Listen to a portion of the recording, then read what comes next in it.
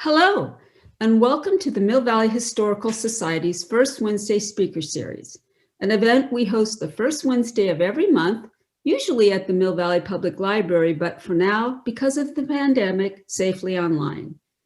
My name is Deborah Schwartz, and I'm on the board of directors for the Mill Valley Historical Society in charge of the First Wednesday Speaker Series and our oral history program. Tonight, I am delighted to welcome John Geoghegan, and his talk is titled, What Happened to the Ghost Blimp? A Bay Area Mystery. But before we begin, I want to say to all of you out there who are already members of the Mill Valley Historical Society, thank you for your support. And to those of you who are not, please join us. Membership ensures that you'll be alerted to future presentations such as tonight's, our annual history walk, which hopefully will take place this year. You will receive Chuck Ohlenberg's charming Mill Valley history vignettes via email, and you will be updated on other historical events in our town and nearby. Membership to the Mill Valley Historical Society is so affordable and just a click away on our Mill Valley Historical Society website. Who doesn't love a library? I love the library. Libraries give so much, yet ask so little. Less and less, it seems, lately. Did you know that as of last October, the Mill Valley Public Library and most other Marin County libraries no longer charge late fees on books, although they still expect patrons to be responsible. And the Mill Valley Historical Society is very fortunate indeed to be partnered with the Mill Valley Public Library. And we give special thanks for allowing us to continue our speaker series in this safe and accessible format. Thanks also to history librarian Natalie Snoyman, who is with us tonight to manage this Zoom event, and to the amazing and artistic Mary Osborne, who creates our wonderful First Wednesday publicity banners and posters. Tonight's talk will last about an hour. John Geoghegan specializes in writing about unusual inventions that fail in the marketplace despite their innovative nature. A former special correspondent for the New York Times, he is the author of 3 nonfiction books, Operation Storm, Here Today, Gone Tomorrow, and When Giants Ruled the Sky, about the U.S. Navy's dirigible program during the 1920s and 30s. This is John's second presentation with the Mill Valley Historical Society. It was in June of 2017 that John regaled us with stories about Japanese subs off the California coast from his book, Operation Storm, Japan's top secret submarines and its plan to change the course of World War II. Tonight's talk is set in the same time period. It was in August of 1942, a U.S. Navy blimp took off from Treasure Island on an anti-submarine patrol with 2 men on board. 5 hours later, the blimp made an unscheduled landing in Daly City with no one inside. Research John did for his forthcoming book, When Giants Ruled the Sky, explains what happened. So, without further ado, I give you John Geoghegan. John? Thank you for that lovely introduction, Deborah. Hi, airship enthusiasts. I'm John Geoghegan, and I'm happy to be invited back by the Mill Valley Historical Society to talk on a subject near and dear to my heart. I'm broadcasting tonight from the sound booth deep inside the basement of the Mill Valley. And it's certainly a warm and cozy environment to be talking in. So tonight I'm going to talk about the story of the L8, which is popularly known as the Ghost Blimp. My talk, as Deborah mentioned, is based on research that I did for my book, When Giants Ruled the Sky, The Brief Reign and Tragic Demise of the American Rigid Airship. Giant tells the true story, but little known, about the U.S. Navy's airship program and the men who led it. The Ghost Blimp was part of this program, as was Moffett Field in Mountain View, which was built as the first big rigid airship base on the West Coast. Now, as you may recall from my first talk, 9 months after Japan's attack on Pearl Harbor, the California coast was swarming with Japanese submarines. America had been at war only 9 months, but Japanese E-boats had already sunk more than a dozen Allied ships off the West Coast. In fact, one sub, the E-17, even shelled California's largest oil refinery in February 1942. That marked the first time the U.S. mainland had been attacked by a foreign enemy since the British bombed New Orleans in the War of 1812. So to prevent more Japanese sub-attacks, the U.S. Navy established blimp patrols up and down the California coast. As you might imagine, the Navy had a sudden demand for blimps, many of which were built by Goodyear, who originally used them for advertising. In this case, Airship Patrol Squadron Number 32 was the first blimp unit established on the West Coast after Japan's attack on Pearl Harbor. And the L-8, or Love 8, as she was known according to the military alphabet, was part of that unit. Now, the Love 8 was a 150-foot-long blimp with a maximum diameter of 47 feet. She was kept aloft by 123,000 cubic feet of helium, the same lighter-than-air gas that you find in party balloons today. She was also powered by twin 145-horsepower engines and had a cruising speed of about 50 miles per hour. Her operational ceiling was 5,000 feet, which meant she was a low-flying aircraft, excellent for spotting subs on the surface. Now, the L-8 was originally part of Goodyear's fleet of advertising blimps, but the Navy purchased her when World War II began and shipped her to Moffett Field for assembly and commissioning in March 1942. She carried a crew of two, a pilot and a co-pilot, and was equipped with 2 depth charges that were mounted on an external rack, as well as a single .30 caliber machine gun with 300 rounds of ammunition. Her mission? To locate and sink Japanese subs spotted off the coast of San Francisco, and believe me, there were plenty of them. Now, the way a blimp works is relatively simple. As you'll see in the diagram, its outer envelope is filled with helium, a lighter-than-air gas that keeps a blimp floating in the sky. There's also something called a ballonette inside the envelope, which is filled with air and helps maintain the envelope's shape, which is important because helium gas actually contracts or expands depending on the outside temperature, the outside pressure, and humidity. If you fly too high in a blimp, the helium can expand so much that the bag containing it bursts and the helium escapes. If the temperature drops too low outside and the helium contracts, so much of the blimp's bag begins to sag in the middle. Now, here's a picture of what the inside of the L-8's control car looked like. As you can see, it's pretty small inside with just enough room for a pilot and a co-pilot. The colored toggles you see above the windows to the left of the picture are for dumping water ballast, gasoline, or venting helium. Now, the L-8 already had a storied history. In April 1942, just 1 month after she was commissioned, she delivered 300 pounds of spare airplane parts to the USS Hornet at sea. These spare parts were meant for Jimmy Doolittle's B-25 Mitchell bombers that were on their way to Japan, where they planned to bomb Tokyo in retaliation for the Japanese attack on Pearl Harbor.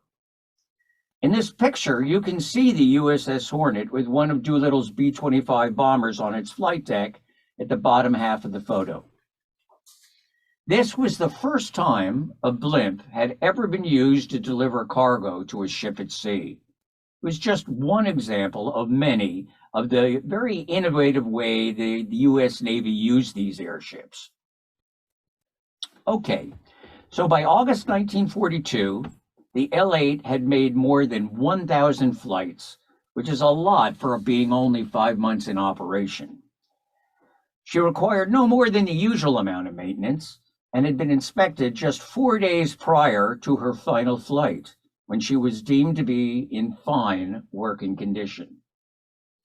Early the morning of Sunday, August 16th, 1942, the L-8 prepared to take off from Treasure Island to search for enemy submarines. Now, the L-8 had a two-man crew, as I mentioned. There was Lieutenant Ernest Cody and Ensign Charles Adams. Cody was the pilot, and Adams was the co-pilot. Both were Navy veterans, married, with exemplary service records. Now, here's a picture showing Cody, the pilot, on the left, and Adams, his co-pilot, on the right. Now, Cody was the senior aviator in Airship Patrol Squadron number 32. He was a graduate of the Naval Academy at Annapolis and had piloted the L-8 when she delivered her cargo to the Hornet. Landing cargo from a blimp on the deck of an aircraft carrier is a ticklish thing to do, so Cody was promoted shortly thereafter. Cody was also not one to lose his head under pressure. In fact, his commanding officer considered him one of the most capable pilots under his command. Nonetheless, Cody was a latecomer to lighter-than-air flight. He hadn't been designated a Naval Airship Aviator until December 1941. Just 27 years old when he arrived at Moffett Field as a lieutenant junior grade, Cody sported a mustache, most likely to appear older. He was also considered somewhat taciturn by nature, so not a guy that you easily warmed up to. Now, Cody was senior to his co-pilot, Adams, even though Cody was 11 years younger than Adams and significantly less experienced. For example, Cody only had 765 hours in a blimp compared to Adams, who had more than 2,000 hours. In fact, Ensign Adams had 20 years in lighter-than-air craft, while Cody, his boss, had less than 2.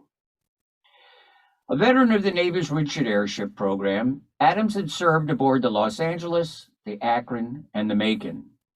The Macon, for those of you who don't know, was a giant rigid airship 2.5 football fields long that was stationed in Moffett Field to patrol the Pacific in the days before radar to prevent a surprise attack by Japan.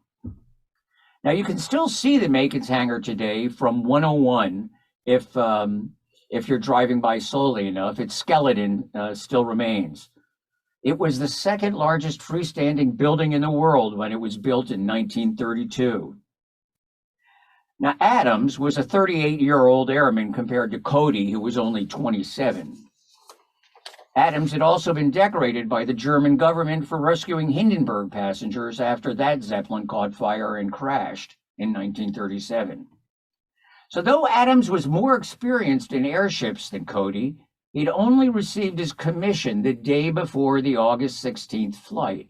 So he was actually making his first lighter-than-air patrol as an officer. Now, flight number 101 was scheduled to fly to the Farallon Islands, which are 30 miles west of San Francisco. Then it was supposed to head north to Point Reyes and then south again before returning to Treasure Island. The patrol was about to take maybe 4 hours or so, with Cody and Adams expected to return to base sometime between 10 and 10:30 that morning. At 6:30 a.m. that day, the L-8 lifted off from Treasure Island with Cody at the controls. The day was slightly overcast, but visibility was good at 3 to 5 miles. Winds were light and variable at 4 knots, and the ceiling was about 800 to 1,000 feet. Now, once Cody passed over the Golden Gate Bridge, he headed southwest toward the Farallon Islands. At 7:38 a.m., an hour and a half into the patrol, he radioed L-8's position as 4 miles east of the Farallons. 4 minutes later, he sent a second message, which read, "Am investigating suspicious oil link. Stand by." Now, an oil slick could indicate that an enemy sub was lurking beneath the waves, so it's not surprising the L-8 dropped 2 smoke flares to mark the spot and began searching the area. When the Liberty ship Albert Gallatin spotted the L-8's smoke flares, Its crew sounded the general alarm and manned its guns for fear that an enemy sub was nearby. Sailors on the nearby fishing trawler, the Daisy Gray, worried that the Blimp was about to depth charge the enemy sub, so they pulled in their nets. But no bombs were dropped. Instead, the L-8 circled the area for more than an hour. Now, the Blimp was close enough to the Daisy Gray that the trawler's first mate could see the two men in the gondola, Cody and Adams. Although the L-8's identification had been removed from its outer envelope to make it less visible to the enemy, it was still painted on the control car. And besides, there's no mistaking a Blimp in the sky. As the Daisy Gray and Galatine crews watched through their binoculars, the Blimp circled 200 to 300 feet above the ocean. At one point, it dropped to only 30 feet above the waves, as if the crew wanted to take a closer look at something. Then, shortly after 9 a.m., the Love 8 dropped ballast, rose into the sky, and headed back to San Francisco. Now, since Blimps regularly patrolled the California coast, nobody thought the movements were unusual. But that was the last time Cody and Adams were ever heard from. L8 had broadcast its last message at 7:42 before circling the oil slick, and after that, Wing Control had difficulty reestablishing radio contact. Squadron headquarters didn't actually learn of the L8's radio silence until 8:20, but it wasn't unusual for Blimps to lose contact during a patrol, so nobody thought anything about it. But when the Blimps still hadn't reported in by 8:50, 2 float planes were sent to search for her. Now, other aircraft in the area were also alerted to be on the lookout, and the next indication of the L8's whereabouts came at 10:49 a.m. when the pilot of a Pan American Clipper reported seeing the Blimp over the Golden Gate Bridge. The pilot didn't notice anything wrong with the airship, which appeared to be under control and heading back to base. But at 11 o'clock, one of the air float planes reported seeing the L8 3 miles west of Solana Beach, rising through the overcast at 2,000 feet, which was odd. A few minutes later, the Blimp began to descend, disappearing into the clouds. Now, nothing at this point indicated that the L8 was not in a controlled flight, but 2,000 feet was close to the Blimp's pressure height. That's the altitude at which its valves would automatically vent helium to prevent its gas cell from exploding. Now, normally, the crewmen would have avoided surpassing pressure height, so this was unusual to find them at an altitude that high up. Now, next to sight the L8 was an Army P-38 Lightning. The pilot saw the Blimp near Mile Rock. He noticed nothing amiss, assuming it was heading to Treasure Island. But a few minutes later, Richard Quam, who was an off-duty seaman heading for a day at the beach, was driving along the coastal highway between San Mateo and San Francisco when he spotted the L8 in the distance, noting that the Blimp was bent in the middle. Quam stopped to snap a photograph, which authorities soon confiscated. At approximately 11:15, 5 hours after the L8 had left Treasure Island, the Blimp approached Ocean Beach in San Francisco. Now, a solitary bather there noticed the Blimp hanging just offshore and thought it was curious that its motors were silent. The L8 bag was noticeably sagging at this point, and the Blimp itself was being pushed broadside by the wind. She was also only 50 feet above the water. The Blimp touched down briefly on the beach, then moved inland until its gondola hit the side of a hill, packing the starboard engine with dirt and bending its propeller. The blow also knocked one of its depth charges loose, which then rolled down a hill before coming to a stop. Fortunately, it didn't explode. Suddenly lighter by 325 pounds, the L8 rose back into the sky, cleared the embankment, and disappeared from sight. Now, Sunday morning golfers at the Olympic Club stopped to watch the Blimp as it limped by overhead. One of the club members reported seeing a parachute descend from the L8 while it was still offshore, and he wasn't the only one to report seeing her crew. 17-year-old C.E. Taylor told the San Francisco Call Bulletin, "I put my binoculars on it and could see figures inside the cabin." Now, by that time, thousands of people were watching the derelict Blimp float inland. Members of the Daly City Fire Department were burning brush on a nearby hill when they spotted the partially deflated Blimp. They soon gave chase, joined by the local police, Good Samaritans, and what one newspaper described as a posse of looky-loos. Next, the L8 began descending toward Daly City. 2 blocks south of San Francisco's county line, it struck the roof of several homes. Ethel Appleton heard the Blimp's dragline scrape across the roof of her house and instinctively grabbed her 8-year-old daughter to protect her. When Richard Johnston, who was polishing his car in front of his house, noticed that partially deflated Blimp, he rushed to tell his mother. At 11:30 a.m., the L8 came to rest in the middle of the 400 block of Bellevue Avenue in Daly City. "You couldn't have lifted it down any easier than it dropped on Bellevue," said Deputy Marshal Sean Wood of Daly City's fire department. That may be true, but the L8's cabin nosed into a utility pole in front of the Johnston home, breaking off the crossarm. The force of the collision swung the Blimp's tail into electrical wires, sending a shower of sparks to the ground. Now, fortunately, the L8's fuel supply didn't ignite, but its envelope was punctured, and the airship slid to the ground, tail first, slowly deflating atop Johnston's freshly waxed car. Now, one of the first people on the scene was William Morris, a volunteer fireman who lived next door to Johnston. "It was a miracle she didn't catch fire when she struck those telephone wires," Morris said. As it was, the L8 dented the hood of Morris's 1928 Dodge sedan and bent its headlight. Morris rushed to the aid of the Blimp's crew as sirens blared and the air filled with escaping helium. Firemen also surrounded the Blimp, slashing its envelope in an effort to free the crew they thought was trapped inside. But when the firemen peered inside the gondola, they found no trace of Cody or Adams.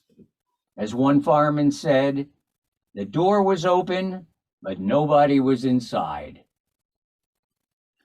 Now, Daly City fireman Thomas O'Brien noted the cabin door was latched open, and the microphone for the Borg inhaler, it's the loudspeaker system used to communicate with surface ships, was dangling outside the doorway. As a precaution, authorities set up a perimeter around the crash site as firemen lashed the remaining depth charge to the gondola. Later that day, 40 men from NAS Moffett Field and another 50 from a nearby Army post set out to locate the missing depth charge. They found it and retrieved it by 3 p.m., but Cody and Adams were still nowhere to be found. Now, how 2 naval officers vanished from one of the most heavily trafficked areas between San Francisco and the Farallon Islands, while their Blimp was being tracked by ships and airplanes, not to mention people on the ground, remains a mystery. Word circulated that warm coffee and a half-eaten sandwich had been found in the control car, a rumor that later proved untrue.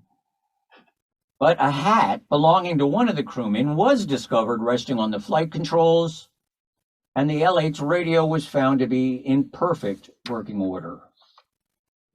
So an inspection soon revealed that all 3 of the L8's parachutes remained on board, along with its single life raft. 2 of the Blimp's 5 smoke bombs were missing, the ones the crew had used to mark the oil slick, and a briefcase was found containing classified material exactly where it was supposed to be, behind the pilot's seat. Further inspection showed the L-8's engines to be in perfect working order. The ignition switches were on, and the Blimp's instruments and flight controls operated normally. There was even 4 hours of fuel remaining in her tanks. In other words, there was nothing whatsoever wrong with the L-8 except that her crew was missing. Now, 2 of the 3 life jackets carried on board were also gone, but since regulations required that Adams and Cody wear life jackets while patrolling over water, it's not surprising that they would disappear along with the 2 men. The only thing slightly amiss was that the Blimp's batteries were drained and part of its fuel supply had been dumped. Now, normally a Blimp wouldn't dump fuel unless it needed to increase buoyancy in a hurry. But since the L-8 didn't seem to have had that need, it was unclear why fuel had been lost and its engines idled. As you would expect, the Navy immediately launched an extensive search for the 2 missing men. Air raid wardens and San Mateo County highwaymen spent the night combing the area where the L-8 drifted ashore. For the next 3 days, Navy ships and planes, assisted by the Coast Guard, searched the Pacific. But despite calm seas and great visibility, there was no sign of Cody and Adams. Now, by this point, the Navy had notified the men's wives that they were officially listed as missing. Moffett Field's commanding officer told the press he was at a complete loss to explain the mystery, and a second spokesman echoed this assessment. Asked whether the enemy could have attacked the L-8, the spokesman responded, "That's very remote," but added, "Nothing the Navy knows now has given a satisfactory explanation of what happened." 2 days later, the Navy convened a board of investigation. The 7-day inquiry took testimony from civilian and naval personnel, eventually establishing that, quote, "no fire, submersion, misconduct, or missiles struck the L-8. Witnesses from both the Daisy Gray and the Galatine testified that during the time they were watching the Blimp, its crew was aboard, the engines were running, and they saw no one fall from the cabin. Now, ironically, the Galatine would be sunk by a Japanese submarine in January 1944. But despite calling 35 witnesses, the inquiry could find no answers to the most basic questions of what happened to the L-8. These questions include, why did Cody and Adams stop broadcasting if their radio was working? What caused the 2 men to leave their airship in mid-flight? And what happened between the time they spotted the oil slick off the Farallones at 7:42 a.m. and the point when the L-8 came ashore at Ocean Beach around 11:15? Now, theories abound as to why Cody's and Adams vanished. Some of them are that Cody's and Adams were actually captured by a Japanese sub, or that Cody and Adams were spying for Japan and rendezvoused with an E-boat to escape. Some people thought a stowaway might have overpowered the 2 men and somehow vanished with them. Others thought it could be an AWOL scheme gone awry. One crewman claimed that maybe Cody murdered Adams or Adams murdered Cody and dumped their body overboard before falling overboard themselves, while another thought a rogue wave might have swept them off. Most puzzling to investigators, though, was why the L-8's crew failed to broadcast a radio message after sighting the oil slick. And if one of them had fallen from the cabin while investigating the slick, why hadn't the other man radioed for help? Now, it's possible both men were still on board when the L-8 headed back to San Francisco around 9 a.m. But if that was the case, what led to their disappearance later? Now, one theory is that the Blimp had been secretly testing experimental radar and that poorly shielded microwaves overpowered the men, causing them to tumble out of the cabin. But there's no hard evidence that the L-8 was testing experimental equipment on that doomed flight. Also, Japanese Imperial Navy records indicate that no U.S. Navy personnel were captured off the coast that day. So whatever caused the loss of Cody and Adams probably occurred between their last radio broadcast at 7:42 a.m.